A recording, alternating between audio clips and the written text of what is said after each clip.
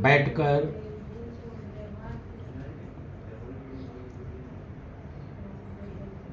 सत्य को जानने का प्रयास करें, कोशिश कर सत्य। ब्रह्म सत्यम जगन मिथ्यम, इन वेद वाणियों को, वेद वाक्यों को हमें समझना पड़ेगा। ये जो शास्त्र वाणी है, ब्रह्म यानी ईश्वर, जगदीश्वर, परमात्मा, सत्य जो नारायण है, ये सत्य है। जगन मिथ्यम, जगन माने संसार, जगत मिथ्या है। हमने मिथ्या को छोड़ना है और सत्य को पकड़ना है। तो सत्य किसे कहते हैं और असत्य किसे कहते हैं? जो सदैव रहने वाली जो सत्ता है, जो भूत में भी थी, वर्तमान में भी है और भविष्य में भी रहेगा, वह त्रिकालातीत सत्य है। और हम और आप, भूत का हमें कुछ पता नहीं है, वर्तमान में आप हम हैं, और भविष्य का कुछ पता नहीं। यानी हम जन्म से पहले कहाँ थे कुछ मालूम नहीं। अभी हम हैं, अभी हमारी सत्ता है और बाद में हमारी सत्ता चली जाएगी। तो हम क्या हैं? ये जो दिख रहा है यह असत्य है, यह तन दिख रहा है यह असत्य है, यह जगत दिख रहा है यह असत्य है। सत्य केवल परमात्मा है और इस तन में, इस शरीर में बैठी जो आत्मा है, ये सत्य है। परमात्मा से निकली हुई आत्मा, इस आत्मा को परमात्मा की सन्निधि चाहिए, परमात्मा की प्राप्ति करनी है। हम आप लोग इस मृतलोक में जो आए हैं, हमने सत्य को जानकर आत्मज्ञान प्राप्त करते हुए आत्मा को परमात्मा का मिलन कराना है। उसको ही मुक्ति कहते हैं। तो प्रत्येक मानव का धर्म है जीवन में धर्म करे, धर्म पूर्वक अर्थ कमाए और अर्थ से कामनाओं की, इच्छाओं की पूर्ति करे और फिर मुक्त हो जावे। ये हमारी पद्धति है। तो सज्जनों, नैमिषारण्य क्षेत्र में शौनकादि 88,000 ऋषियों ने आत्म तत्व का बोध करने के लिए गुरु की शरण ली। जीवन में प्रत्येक व्यक्ति का गुरु होना नितांत आवश्यक है। गुरु बिन भवनिधि तरई न कोई, जो विरंच शंकर सम होई। गुरु के बिना हम इस भव सागर को पार नहीं कर सकते हैं। तो पहले तो हमारा कोई भौतिक गुरु होना चाहिए, कोई आदर्श हमारा होना चाहिए। वह गुरु माँ भी हो सकती है, पिता भी हो सकते हैं, कोई बड़ा बुजुर्ग भी हो सकता है, कोई संत महात्मा भी गुरु हो सकता है। अगर हमारी श्रद्धा नहीं बन पा रही है किसी पर, किसी संत में, माता पे, पिता पे, किसी भी हमारी श्रद्धा नहीं टिक पा रही है, तो क्या करें? कृष्णम वंदे जगत गुरु, भगवान कृष्ण को ही अपना गुरु बना ले। किसको बनाए? भगवान कृष्ण को, क्योंकि भगवान कर्षति कृष्णा, जो हमारा कर्षण करती हैं। हमारे इंद्रियों का जो परिमार्जन करती हैं वह कृष्ण है। तो जीवन में गुरु का होना नितांत आवश्यक है। तो इसी श्रृंखला में नैमिषारण्य पवित्र पावन क्षेत्र में शौनक आदि 88,000 ऋषियों ने श्री सूत जी को अपना गुरु बनाया। सूत जी 16 वर्ष के हैं, मात्र 16 साल के, और जिन्होंने गुरु बनाया वो कोई 100 साल का, कोई 150 साल, कोई 200 साल, कोई 500 साल, कोई 1000 साल का, ऐसे सब। यानी इनको भी गुरु की आवश्यकता पड़ी है।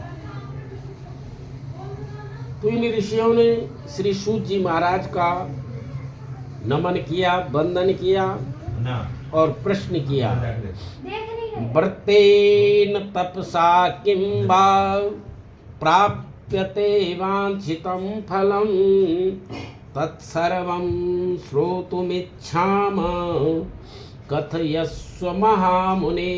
हे महामुने, हे गुरुदेव, कौन सा ऐसा व्रत है, कौन सा ऐसा जप है, कौन सा ऐसा कर्म है, कौन सा ऐसा धर्म है जिसको करके हम श्री परमात्मा सत्य को प्राप्त करें। श्रुतवाच, श्री सूत जी महाराज कहने लगे, हे ऋषियों, आप धन्य हैं। कौन धन्य है? अधिक संपत्ति वाला धन्य है, अधिक शक्ति वाला धन्य है, अधिक बल वाला धन्य है? नहीं। निवसति हृदयेषां श्री हरिर्भक्ति रेखा। हमारे वेद शास्त्र कहते हैं जिस हृदय में भगवान के लिए श्रद्धा है, भक्ति है, वह तन धन्य है। इसलिए सूत जी ने इन ऋषियों का साधुवाद किया, धन्यवाद किया कि आप धन्य हैं। आपकी जो पिपासा है, आपकी जो जिज्ञासा है, परमात्मा को पाने की जो आतुरता है, व्याकुलता है, तुम्हें अवश्य ही भगवान की प्राप्ति होगी। यम यम चिंतयते कामम तम तम प्राप्नोति निश्चितम। यम यम, जो जो हम भगवान के सन्निधि में रहकर भगवान से कामना करते हैं, उन कामनाओं की, इच्छाओं की, संकल्पों की हमारी पूर्ति हो जाती है। लेकिन हमारी कामनाओं की पूर्ति क्यों नहीं हो रही है? हमारे तन में, हमारे धन में, हमारे मन में निर्मलता नहीं है, पवित्रता नहीं है, साधुता नहीं है, सज्जनता नहीं है। और जहाँ पवित्रता नहीं है उसे भगवान स्वीकार नहीं करते हैं। वह तन हो, वह मन हो, वह धन हो, वह घर हो, वह गृहस्थ हो, भगवान को अपवित्रता बिल्कुल भी स्वीकार्य नहीं है। निर्मल मन जन सो मोहि पावा, मोह कपट छल छिद्र न भावा। भगवान कहते हैं मुझे निर्मलता, सहजता, सरलता जहाँ रहती है वहाँ मेरा निवास रहता है। तो इन ऋषियों के हृदय में बड़ी सहजता, सरलता है। तो सूत जी धन्यवाद करते हुए इन ऋषियों को बताने लगे, हे ऋषियों, एकदा नारदा योगी परानुग्रहकांक्षया पर्यटन विविधान लोकान मृत्यलोकामुपागतः। हे ऋषियों, नारद स्वतंत्र हैं। नारद जी को कहीं भी आने जाने का कोई बंधन नहीं है। जैसे हमारे मन को कहीं भी जाने का कोई बंधन नहीं है कि नहीं? मन से तीव्र गति किसी की है ही नहीं, और इस मन से भी ज्यादा तीव्र गति श्री नारद जी की है। अब बताइए, मन ने आपने सोचा, आप बैठे हैं अभी यहाँ पर, लेकिन अभी आपने मन में सोचा और अपना गांव का विचार किया, आप गांव पहुंच गए। कितनी तीव्र गति है मन की। जो जो आप चिंतन करेंगे वही आप प्राप्त करेंगे। तो नारद जी मृतलोक में आए। मृतलोक जना सर्वे नाना क्लेश समन्विता।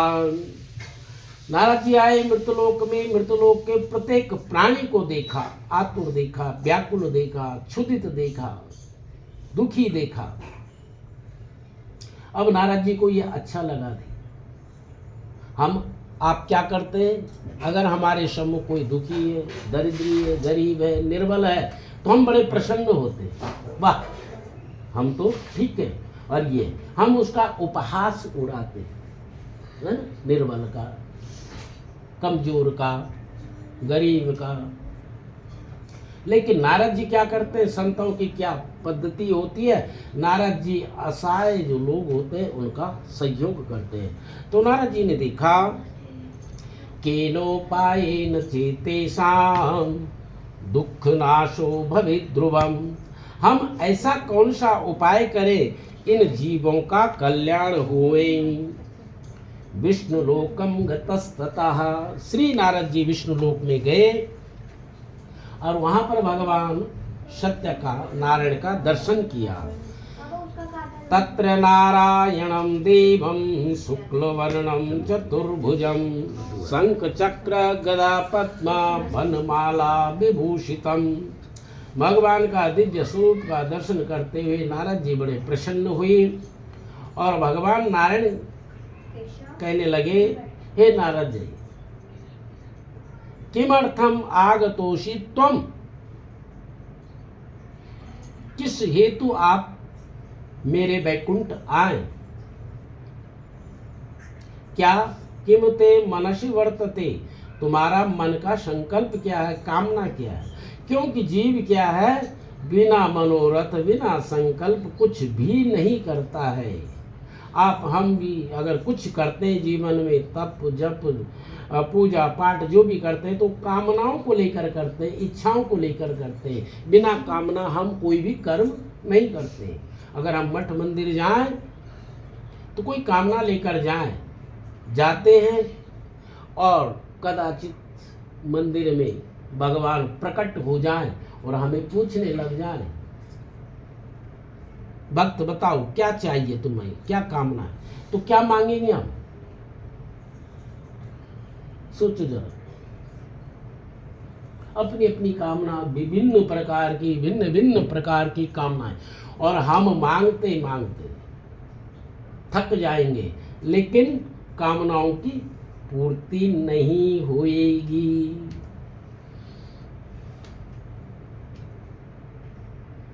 तो इसी पद्धति में भगवान ने पूछा, हे नारद किम ते मनसि वर्तते। क्या चाहिए तुम्हें, घर चाहिए, गृहस्थ चाहिए, धन दौलत चाहिए, ऐश्वर्य चाहिए, ठाट चाहिए। नारद जी ने कहा, नहीं महाराज, हमें कुछ नहीं चाहिए। चाह मिटी चिंता मिटी मनवा बेपरवाह। जिसको कुछ नहीं चाहिए सो साहन पतिसाह।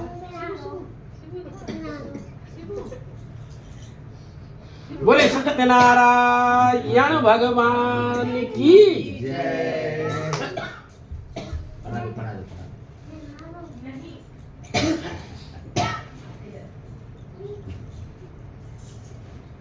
शायद प्रत्येक जीव का बाल्यकाल ही बहुत अच्छा होता है ना, बड़ा मनोरम होता है। तो चलिए, बालक अपनी बाल लीलाएं करते रहेंगे, आप अपना कर्म करते रहें।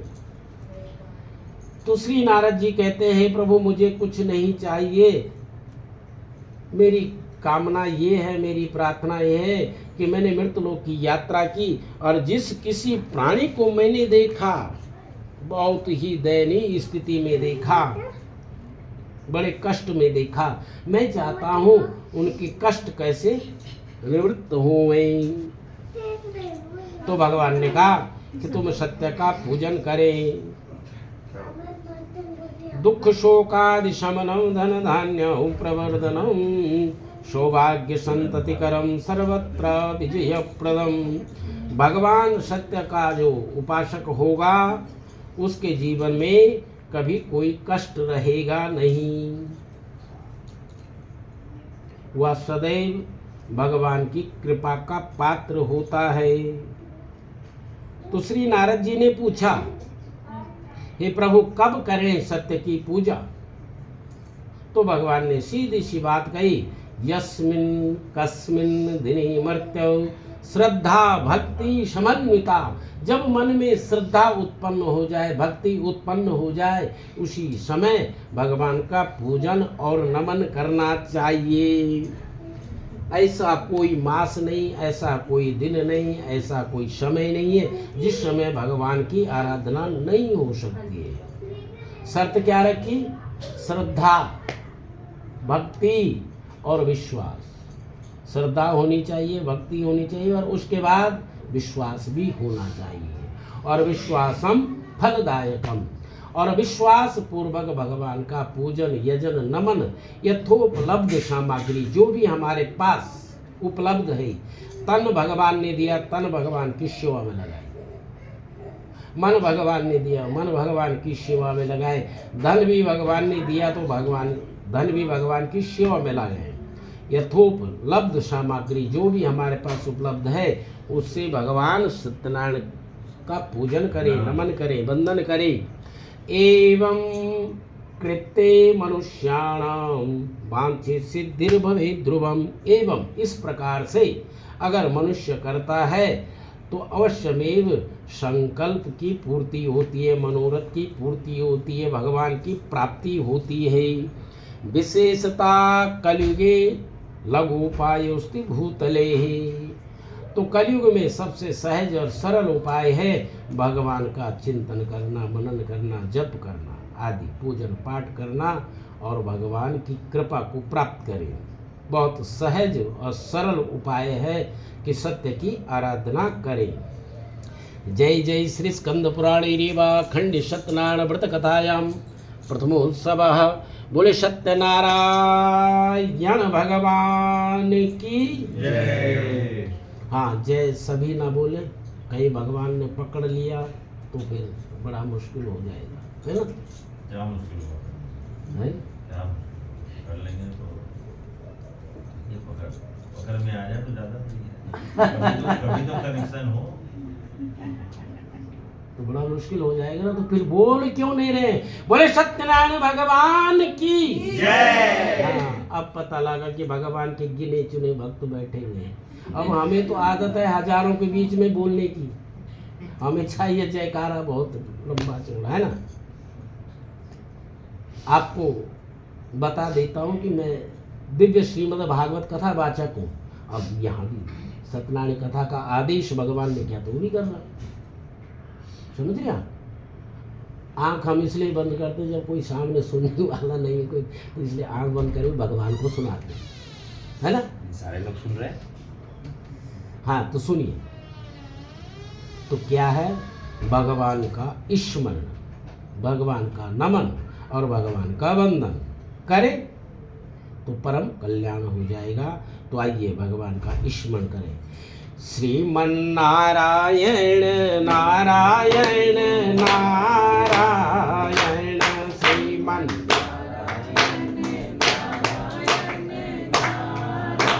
नारायण, लक्ष्मी नारायण नारायण नारायण, लक्ष्मी नारायण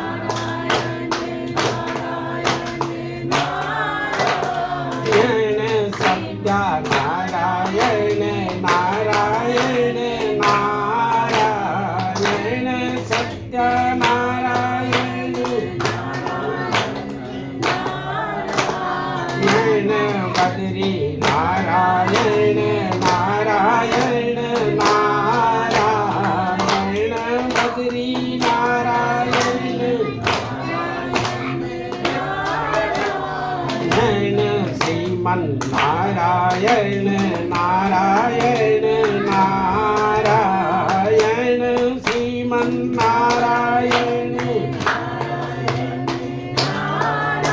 नारायण, भजमन नारायण नारायण नारायण, भजमन नारायण नारायण,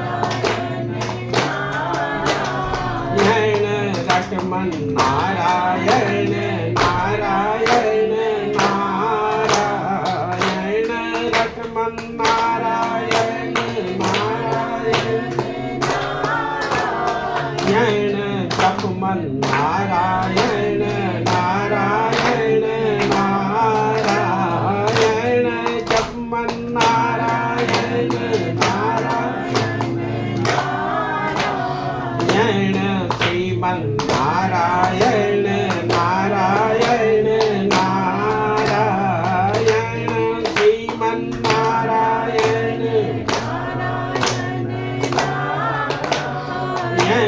लक्ष्मी नारायण नारायण नारायण लक्ष्मी नारायण नारायण सत्य नारायण नारायण सत्य नारायण नारायण श्रीमन नारायण नारायण नारायण। बोले सत्यनारायण भगवान की जय। प्रसन्नता से भगवान का यजन पूजन नमन और वंदन करते रहना चाहिए। सदा सेव्य श्रीमद् भागवती कथा यस्या श्रवण मात्रेण हरिश्चित्तं समाश्रये। सदैव नित्य निरंतर अहर्निश जैसी हमारी श्वासें चल रही है, इस प्रकार हमें भगवान का स्मरण करते रहना चाहिए। अब इसके लिए ऐसा कहीं नहीं कहा गया है कि सब घर छोड़ो, गृहस्थ छोड़ो, कारोबार छोड़ो, दुनियादारी छोड़ो, हरिद्वार चले जाओ, ऐसा कहीं नहीं लिखा है। घर द्वार में ही रहकर भगवान का पूजन करें। घर द्वार में, हरिद्वार जाने की जरूरत नहीं, घर द्वार में क्या करें? बलेऽपि दोषा प्रभवन्ति रागिणः गृहेऽपि पंचेन्द्रिय निग्रहस्तपाः अकुत्सते कर्मणि यः प्रवर्तते निवृत्त रागस्य गृहं तपोवनम्। घर ही हमारा तपोवन बन जाता है। कब और कैसे? वन चले गए, जंगल चले गए, लेकिन राग ममता आसक्ति घर की तरफ है, तो बलेऽपि दोषा प्रभवन्ति रागिणः। तो क्या करें? वन जाने की जरूरत नहीं, जंगल जाने की जरूरत नहीं। क्या जरूरत है? वन जाने की जरूरत है, यानी सुधर जाने की जरूरत है, समझ जाने की जरूरत है। गृहेऽपि पंचेन्द्रिय निग्रहस्तपा, घर पे ही रहकर अपने अकुत्सित जो कर्म है, जो कुकर्म है, उनका निवारण करें। पंचेन्द्रिय निग्रहस्तपा, अपनी इंद्रियों को संयमित करें, नियमित करें और घर को तीर्थ बनावे। तो हमें अपने घर को कैसा तीर्थ बनाना है, इसके लिए आगे दिव्य कथा आ रही है। काशी में एक निर्धन ब्राह्मण रहा करते थे। भूख प्यास के कारण बड़े आतुर रहते थे, व्याकुल रहते थे और भिक्षाटन किया करते थे। और भिक्षाटन करना बड़ा मुश्किल कार्य है। भीख मांगना सबसे बड़ा मुश्किल काम है। रही मन वे नर मर चुके, जे कहीं मांगन जाए, उनसे पहले वे मुए जिन मुख निक्षत नाय। भिक्षा मांगना, मांगने वाले को लोग जो देना चाहिए देते नहीं है, बजाय उसे उल्टा पुल्टा कर्कशा वाणी का प्रयोग करते हैं। हमें नहीं ऐसा करना चाहिए। हमसे कुछ बन पाता है तो दे दो, नहीं बन पाता तो हाथ जोड़ दो। क्या है? भिक्षुका नैव यच्छन्ति। सुनिए महत्व की बात। भिक्षुका नैव यच्छन्ति बोधयन्ति गृहे गृहे दीयताम अपितु गतिरीदिशि। भिक्षुक हमें मांगने नहीं आता है, वो हमें देने कुछ आता है। क्या देने आता है? बोधयन्ति गृहे गृहे, घर घर जाकर बोध करवाता है। हे धनवानों, पूर्व जन्म में मैं भी तुम्हारे जैसे धनवान था, लेकिन मैंने दया धर्म दान आदि कुछ नहीं किया। और जब कुछ नहीं किया तो अकाउंट खाली है मेरा। जब अकाउंट में कुछ है नहीं तो मिलेगा क्या? तो हे धनवानों, मैंने तो अपराध किया, आप मत करना, आप धर्म करो, दान करो। तो हमें बोध कराता है। अपितु गतिरीदिशि, अगर आप नहीं देंगे तो मेरे जैसे ही आपको भटकना पड़ेगा, भीख मांगनी पड़ेगी। ये कर्म गति है। हमने जो जो कर्म किए हैं पूर्व जन्म में, वह हम आज भोग रहे हैं। शुभ किए हैं तो शुभ भोग रहे हैं, अशुभ किए तो अशुभ भोग रहे हैं, और ये कर्म भोगने पड़ेंगे। इसलिए कर्म में धर्म हो, धर्म पूर्वक कर्म किया जाए तो परम कल्याण होता है। तो यह ब्राह्मण देवता अपने कर्मों का भोग भोगते हुए बड़ा दुखी हो गया। बाल्यकाल से वृद्ध अवस्था आ गई, लेकिन कभी सुख नहीं मिला, शांति नहीं मिला। तो आज निराश होकर, उदास होकर भगवान का स्मरण करने लगा। हे प्रभु, आप दया के सागर हैं, कृपा के सागर हैं, आप क्यों नहीं हम पर कृपा करते हैं हे प्रभु। और भगवान का जैसे स्मरण किया तो भगवान प्रकट होकर ब्राह्मण देवता को दर्शन दिया। ब्राह्मण देवता ने आप बीती बताई। तो भगवान ने कहा, इसमें मैं क्या कर सकता हूँ, मैं तो सदैव भक्तों के साथ खड़ा रहता हूँ, लेकिन भक्त क्या करता, हमें इग्नोर कर देता है। क्या करता है भक्त, अहम ब्रह्मास्मि, जो कुछ हूँ मैं हूँ, और ये मैं अच्छा नहीं है जीवन के लिए। अहम करोति वृथा विमाना, हमने कुछ नहीं किया, जो भी है परमात्मा के लिए समर्पण हो जाए तो जीवन धन्य हो जाता है। तो आज ब्राह्मण देवता समर्पण भाव से भगवान का वंदन नमन करने लगे। तो भगवान ने कहा, ठीक है, आज तुमने मुझे स्मरण किया तो तुम मेरा सदैव स्मरण करते रहें और मैं तुम्हारा जीवन धन्य करता रहूं। आज ब्राह्मण देवता सदैव नित्य निरंतर भगवान की पूजा पाठ जप तप आदि करने लगा। अब पहले लोग मांगने पर नहीं देते थे, अब लोग घर पर आकर देने लगे। जा पर कृपा राम की हुई, ता पर कृपा करे सब कोई। जिस पर परमात्मा की कृपा होती है उसका ही कल्याण होता है। अब ब्राह्मण का परम कल्याण होने लगा, श्रद्धा बढ़ने लगी, भक्ति बढ़ने लगी, और भगवान का नित्य निरंतर पूजन नमन होने लगा। एक दिन की बात है, तो एक लकड़हारा ब्राह्मण देवता के घर पर आया। लकड़हारे ने देखा और पूछा, हे ब्राह्मण देवता, आप क्या कर रहे हैं। तो ब्राह्मण देवता ने सब बताया, मैं भगवान सत्य की पूजा कर रहा हूँ और सत्य की कृपा से मेरा जीवन धन्य हो रहा है। और यहाँ लकड़हारे ने भी भगवान का पूजन किया, नमन किया, वंदन किया, और ये लोके शुभम मुक्त्वा चांते सत्यपुरम ययो, और इस लोक में सुख ऐश्वर्य को भोग कर अंत तो गत्वा भगवान के दिव्य वैकुंठ धाम को प्राप्त किया। जय जय श्री स्कंद पुराणे रेवा खंड सत्यनारायण व्रत कथायाम द्वितीयोत्सव बोले सत्यनारायण भगवान की जय।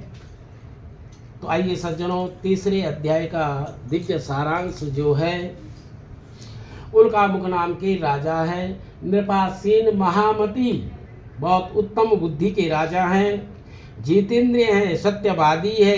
ययौ देवालयं प्रति दिने दिने धनम दत्वा दुजान संतुयेत सुधि।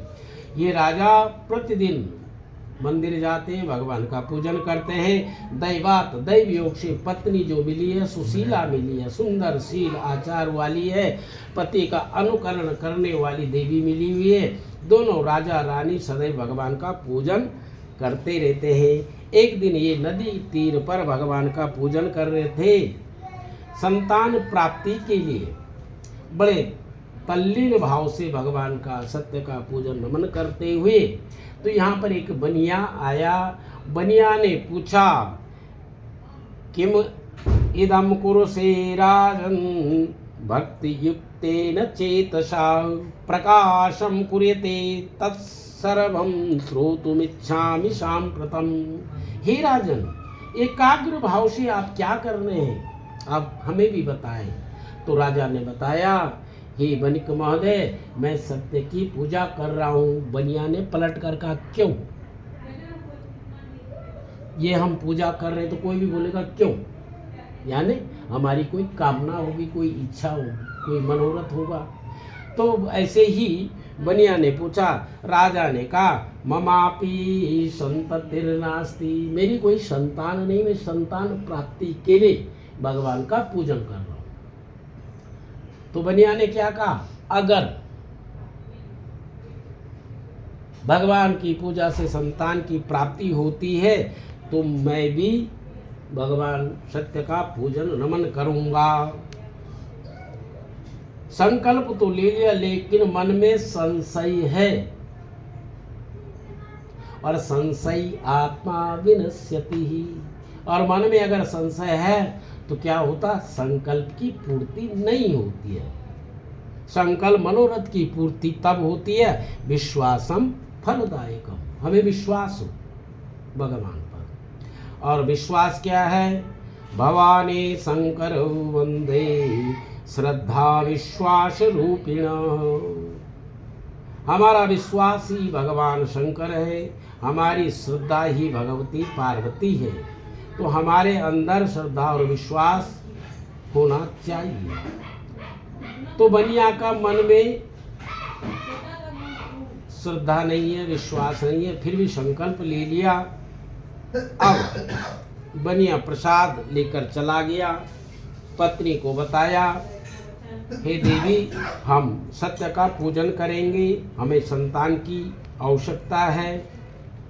भगवान ने विचार किया, इसने संकल्प तो ले लिया, पूरा भी करेगा। तो भगवान ने क्या किया, उसके मनोरथ पूर्ण कर दे। 10वें मासे तस्य वही कन्या रत्नम अजीजनत, और 10वें महीने में एक सुंदर कन्या का जन्म हुआ। बनिक पत्नी का नाम क्या है, लीलावती। पुत्री का नाम रखा कलावती। और जहाँ लीला और कला मिल जाए वहाँ तो कला होना सुनिश्चित है। लीला का मतलब अपना कौतुक दिखाना, अपनी कलाकारी दिखाना। तो वहाँ पर वो एक खाने कमाने में लग गए, लेकिन भगवान का पूजन नहीं कर पाए। अब समय नित्य निरंतर गतिशील है। यह बालिका विवाह योग्य हो गई। बनिया ने इस बालिका का विवाह कर दिया सुंदर बणिक पुत्र के साथ।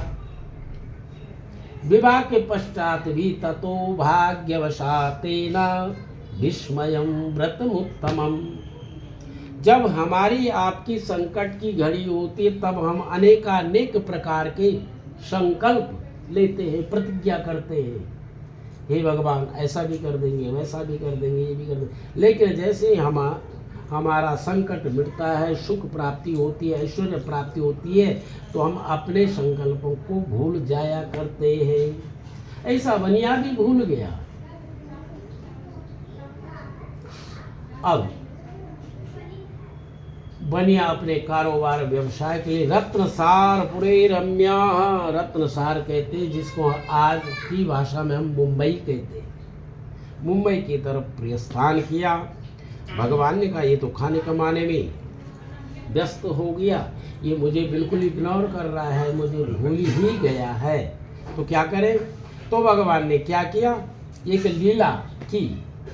चंद्र केतु राजा के राज खजाने से कुछ चोरी करके निकल गए। अब भय के कारण उन्होंने जो चोरी का धन था वो अर्ध मार्ग पर छोड़ दिया। अब इधर से बनिया जा रहा है, बनिया ने उस धन को देखा और अपना लिया, बड़ा खुश।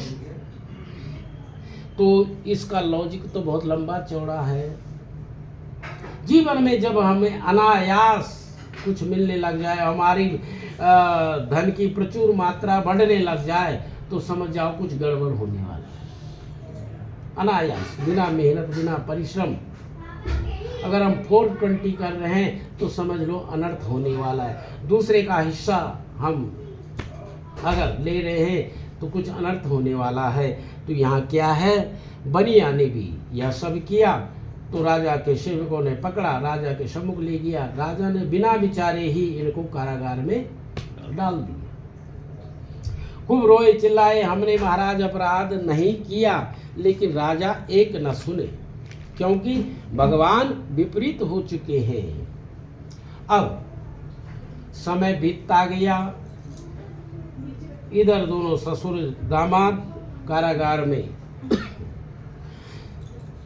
सजा भोग रहे हैं, और उधर कलावती लीलावती भूख प्यास से आतुर और व्याकुल हो गए।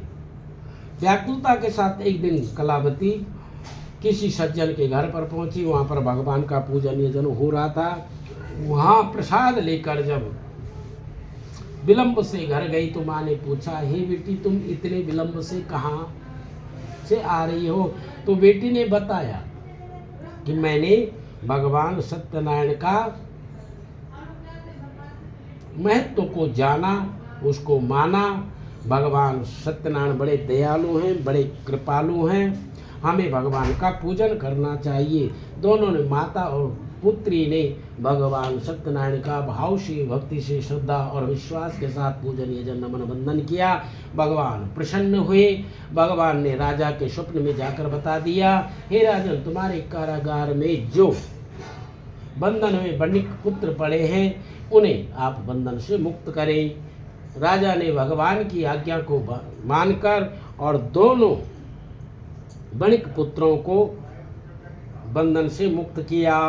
पुरानीतम च यद्द्रव्यम दुगुणी कृत्य दत्तवान। पूरा मैंने जो पहले उनसे धन छीन लिया गया था उसका दुगुना चौगुना करके और उनको राजा ने विदा दी। इत्युक्तो महावैशो जगमतु स्वगृहं प्रति। राजा से मान सम्मान, आदर, धन संपत्ति को लेकर अपने घर के लिए प्रस्थान किया। जय जय श्री स्कंद पुराणे रीवाखंड सत्यनारायण व्रत कथायाम तृतीयो सुबह बोले सत्यनारायण भगवान की जय। यात्रा तो कृतवान साधुर्मंगलयान पूर्विकाम। जब आप हम सब भी कोई कार्य प्रारंभ करते हैं तो क्या करते हैं? भगवान का नमन करते हैं, वंदन करते हैं। ठीक इसी प्रकार से बनिया ने भी यात्रा से पूर्व से भगवान का पूजन किया, नमन किया, वंदन किया और यात्रा प्रारंभ की। अर्ध मार्ग पर जैसे पहुंचे वैसे ही एक महात्मा प्रकट हो गए और महात्मा जी ने कहा, हे बनिक, तुम्हारी नाव में क्या है? बनिया ने महात्मा को देखा। अगर महात्मा से अगर हम सच बता दें हमारी नाव में हीरा मोती आदि है तो देना पड़ेगा, डिमांड होगी, कामना होगी। क्या किया जाए? तो चिंतन किया, मनन किया, विचार किया। ये हमारी शक्ति गति है। हमने क्या समझा इस कथा को कि ये तो बनिया है, ये लीलावती, ये कलावती। ना कोई बनिया है, ना कोई लीलावती है, ना कलावती है। ये केवल हम ही ये पात्र हैं। हम ही बनिया हैं, हम ही लकड़हारे हैं, हम ही लीलावती है, हम ही कलावती है और हम अपनी। तो भगवान ने पूछा तो बनिया ने सोचा, ओहो, अगर सत्य बता दिया तो देना पड़ेगा। तो छल, लोभ, लालच, कपट मन में आ गया और क्या बोला बनिया ने? लता पत्राधिकम चैवा वर्तते तरणो ममः। हे महात्मा, मेरी नाव में कुछ नहीं है, पत्र पुष्प आदि है। भगवान को बड़ा आश्चर्य हुआ। भगवान ने दांतों तले उंगली दी। अभी तो राजा से इसको इतना धन ऐश्वर्य सब दिलवा दे रहा, हीरा मोती दिला रहा, और ये कह रहा है मेरी नाव में कुछ नहीं है। तो भगवान ने कहा, तू जन्म जन्मांतर का दरिद्री है। सत्यम भवतु ते वचा। तुम्हारी वाणी सत्य हो जाए। और भगवान अदृश्य हो गए और बनिया बड़ा प्रसन्न हुआ। बच गया, आज लुटने से बच गया।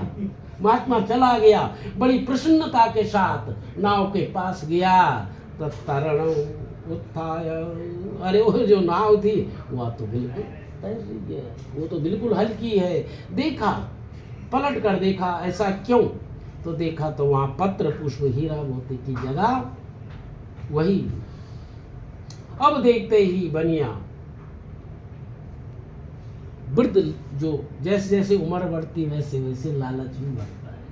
अब इन बच्चों को कोई लालच नहीं, कोई मतलब नहीं। जैसे जैसे उम्र बढ़ेगी वैसे वैसे लालच बढ़ेगा उम्र के साथ। तो बनिया एकदम अचेत। दामाद साथ में था, दामाद ने हिलाया डुलाया, अरे क्या हुआ ससुर जी? ससुर जी तो अचेत है, मूर्छित है। तो जल के छींटे लगाए तो होश में आया। तो ये क्या हो गया? हम तो लुट गए, लुट गए, लुट गए भाई। ये कौन था ऐसा चमत्कारी? हो सकता हो भगवान नारायण हो। तो दामाद ने कहा कि अभी भी कंफ्यूजन है क्या, अभी कोई डाउटफुल है, कहीं डाउट दिख रहा है, ये सब घटना घट गई, अभी भी हो सकता है, अभी भी विश्वास नहीं आया। तो विश्वास हो गया और दोनों ने बड़े आतुरता के साथ, व्याकुलता के साथ भगवान को बुलाया। हे प्रभु, हे जगदीश्वर, हमसे बड़ा अपराध हो गया, हम आपकी सत्ता को नहीं जान पाए, आपकी महानता को नहीं जान पाए। आपने हमें दर्शन दिया लेकिन हमने आपको इग्नोर किया। हे प्रभु, हे कृपालु, हे दयालु, हे दया के सागर, दया के सिंधु, प्रकट हो जाओ। और भगवान अविलंब प्रकट हो गए। और देखो मानव कितना चतुर है, क्या कहता है भगवान के सामने, त्वन माया मोहिता सेवा। हे प्रभु, हम आपकी माया से मोहित हैं। यानी अगर कुछ अच्छा हुआ, भला हुआ तो हमने किया, और बुरा हुआ तो भगवान ने किया। ये हमारी आप सबकी प्रवृत्ति है।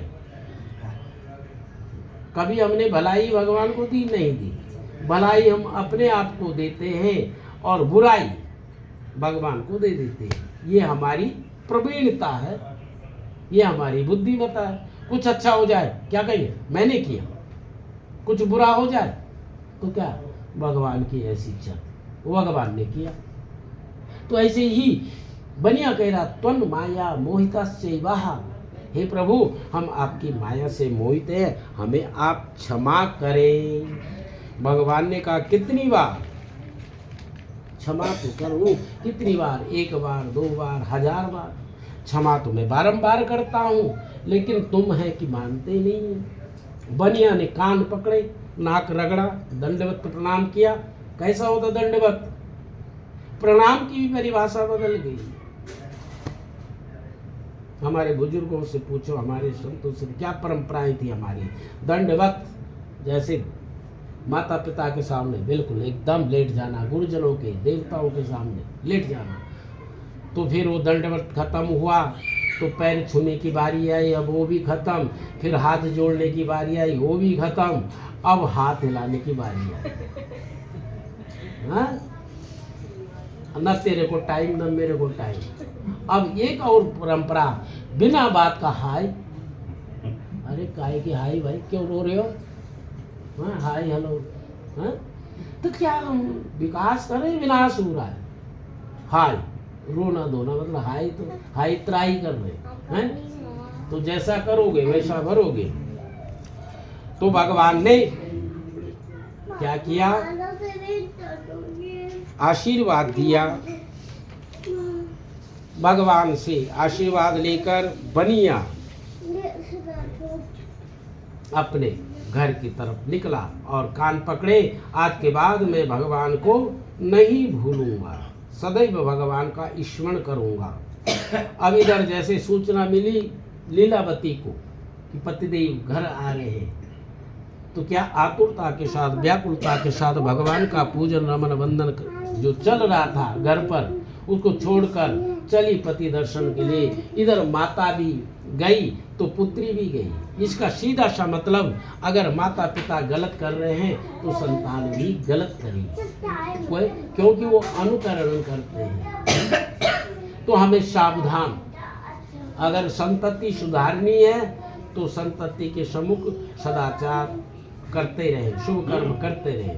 यहाँ माँ ने गलती की, फिर बेटी ने भी की, तो भगवान ने कहा 2 तो ठीक हो गए, 2 अभी और ठीक करने हैं। बनिया और दामाद तो दोनों ठीक हो गए, लेकिन अभी माँ और बेटी की बुद्धि अभी अपवित्र, तो उनको भी निर्मल करना है। तो भगवान जब भी हमारे जीवन में दुख आता तो समझ लो कृपा है भगवान। दुख को कृपा समझो और सुख को कृपा ना समझो।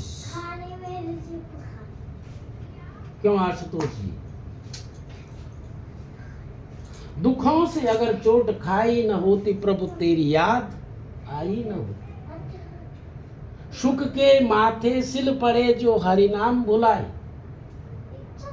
कुंती मैया कह रही है कि मुझे सुख नहीं चाहिए, दुखम बहुत में शाश्वत, शाश्वत नित्य निरंतर मुझे दुख दो हे केशव, मैं सुख नहीं चाहती हूँ। सुख उस दुर्योधन को दो जिसकी बुद्धि बिगड़ रही है, मुझे दुख दो। अगर दुख मिलता रहेगा तो मुझे आपकी सन्निधि सदैव मिलती रहेगी, आपका आशीर्वाद मिलता रहेगा। इसलिए इस महाभारत में 5 पांडव जीत गए और 100 कौरव हार गए, क्योंकि वह ऐश्वर्य में फंसे पड़े हुए और ये ईश्वर में फंसे पड़े हुए। तो ऐश्वर्य काम नहीं आता, ईश्वर ही काम आता है, यहाँ भी आता है और जाने के बाद भी आता है। तो ईश्वर अंश जीव अविनाशी। इधर लीलावती कलावती को भी भगवान ने सद्बुद्धि दी। उनको भी जब कलावती को पति के दर्शन नहीं हुए तो आतुर हो गई, व्याकुल हो गई और आत्महत्या करने के लिए तैयार हो गई। लेकिन हृदय आकाश में एक प्रेरणा हुई, हे कलावती, मरने से कोई फायदा नहीं। हम थोड़ा बहुत इस घर में, गृहस्थ में, संसार में थोड़ा सा कष्ट होता है तो हम मरने मारने में उतारू हो जाते हैं। हमें क्या है, संभलने की आवश्यकता है। और कलावती संभल गई और अपने अपराध को स्वीकार किया और जगदीश्वर का पूजन किया, सत्य का नमन किया, वंदन किया। भगवान प्रसन्न हुए और भगवान के आशीर्वाद, पति की पुनः प्राप्ति हुई। बनिक परिवार आनंद के साथ घर में जाकर पौर्णमास्यां च संक्रांतो कृतवान् सत्यस्य पूजनम, घर में जाकर एक संकल्प ले लिया, हे प्रभु, आज के बाद या पूर्णिमा या संक्रांति को हम आपका पूजन नमन बंदन सदैव करते रहेंगे। तो ये संकल्प बनिया का है, हमारा नहीं। हम भी अपनी पूर्णिमा कभी कर सकते हैं, हम अपनी संक्रांति कभी भी कर सकते हैं। समझ रहे? लोग समझते हैं कि ना पूर्णिमा को ही अच्छा है, वो तो अच्छी बात है, वो एक नियम है कि चलो महीने में एक बार। हम भी अपना कोई एक दिन, कोई एक महीना निश्चित कर ले कि प्रत्येक महीना हमने करना है ना। ये लोके सुखम मुक्त्वा चांति सत्यपुरम ययो। बनिक परिवार इस श्लोक में सुख भोकर अंत तो गत्वा भगवान के दिव्य वैकुंठ धाम को प्राप्त किया। जय जय श्री स्कंद पुराणे रेवा खंड सत्यनारायण व्रत कथायाम चतुर्थोत्सव। बोले सत्यनारायण भगवान की जय। तो आइए सज्जनों, पंचम अध्याय की दिव्य कथा का सार तत्व हम जानना चाहेंगे। अधन प्रवक्ष्यामि शृणुध्वं मुनिसत्तम आसीत् तुंगध्वजो राजा प्रजापालन तत्पराः। एक तुंगध्वज नाम का राजा था। यह राजा बड़ा अभिमानी राजा था, बड़ा घमंडी राजा था। एक दिन घटना कुछ ऐसी घट गई कि कुछ ग्वाल बाल राजा को प्रसाद लेकर आए कि महाराज ये लीजिए, ये भगवान का प्रसाद। तो स्थिति क्या बनती है, न तो दर्पेण न नमाम चाह। दर्प यानी अभिमान के कारण, घमंड के कारण क्या है, राजा ने ना उन ग्वाल बालकों के भगवान को प्रणाम किया, ना उन ग्वाल बालकों के प्रसाद को स्वीकार किया। क्यों नहीं किया? घमंड के कारण। अरे मैं तो बड़ा राजा हूँ, कहाँ मैं तुम्हारा ये प्रसाद लूँ। और ऐसा अपमान करके, भगवान का प्रसाद का तिरस्कार करके, भक्तों का तिरस्कार करके अपने भवन में गया। राजभवन में जैसा गया उलट पुलट देखा। क्यों देखा? भगवान कहते हैं मैं अपना अपमान स्वीकार कर लूँगा, एक बार नहीं 1000 बार, लेकिन मैं अपने भक्तों का तिरस्कार क्षण मात्र में भी नहीं स्वीकार करता। मैं अहम भक्त पराधीना, भक्त जो मेरे अधीन हो जाता है उसकी पूरी रिस्पॉन्सिबिलिटी मेरी हो जाती है। जैसे अभी हमने पूर्व में आपको पूजन में कहा कि भगवान को समर्पित हो जाओ। रक्ष रक्ष गणाध्यक्षा रक्षित त्रैलोक्य रक्षका। हे प्रभु, मैं आपका दास हूँ, आपका सेवक, बस मैं आपका हूँ। फिर देखो क्या कल्याण। सभी कहते हैं भगवान मेरे हैं, भगवान मेरे हैं, भगवान मेरे हैं। अरे भगवान मेरे नहीं है, मैं भगवान का हूँ, बस ये समझ जाओ तो कल्याण हो जाए। भगवान की इच्छा भगवान मेरे नहीं होते मेरे तो क्या करोगे? पर मैं भगवान का हूँ, मैं तो अपने स्वाधीन हूँ ना, मैं अपने आप को समर्पित कर सकता हूँ ना। हम दूसरे की वस्तु को नहीं छीन सकते। अपनी वस्तु को दे सकते हैं। हमने अपने शरीर को ही भगवान को दे देना, तन को, धन को, मन को सब भगवान को दे देना, तो हमारा परम कल्याण हो जाएगा। तो यह राजा समझ गया और पुनः समर्पण भाव से भगवान का पूजन नमन किया, वंदन किया, अपने अपराध के लिए क्षमा याचना की, भगवान ने क्षमा किया और पुनः भगवान ने सुख ऐश्वर्य जो नष्ट हो गया था पुनः राजा को प्राप्त हो गया।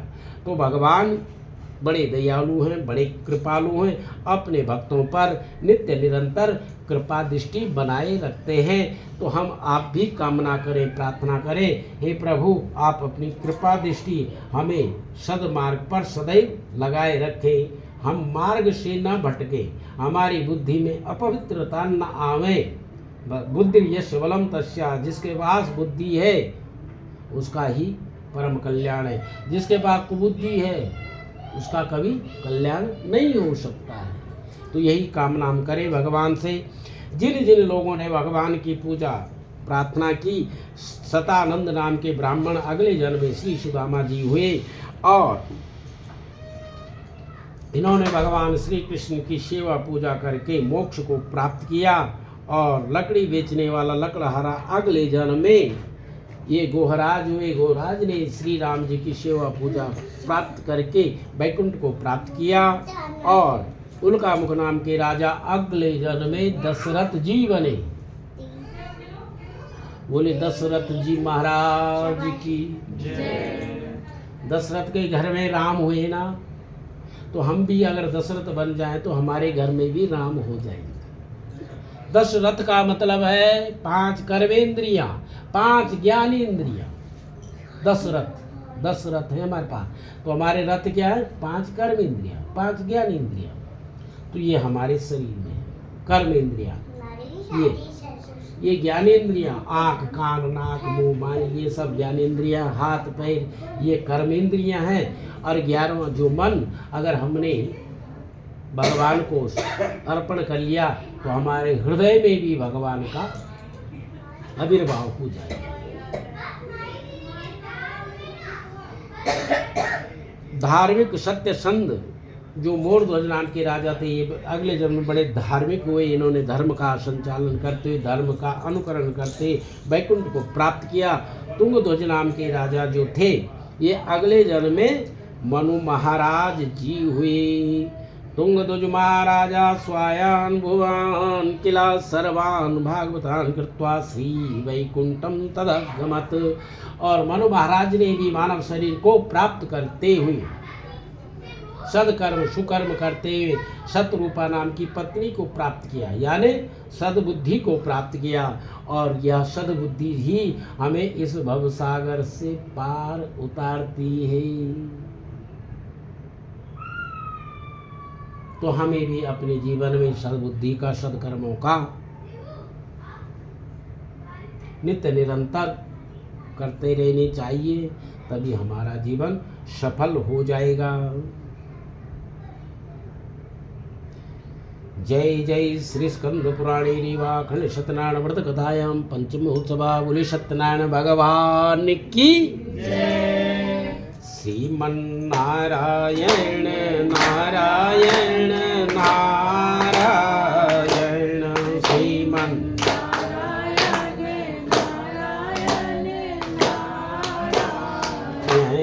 लक्ष्मी नारायण नारायण लक्ष्मी।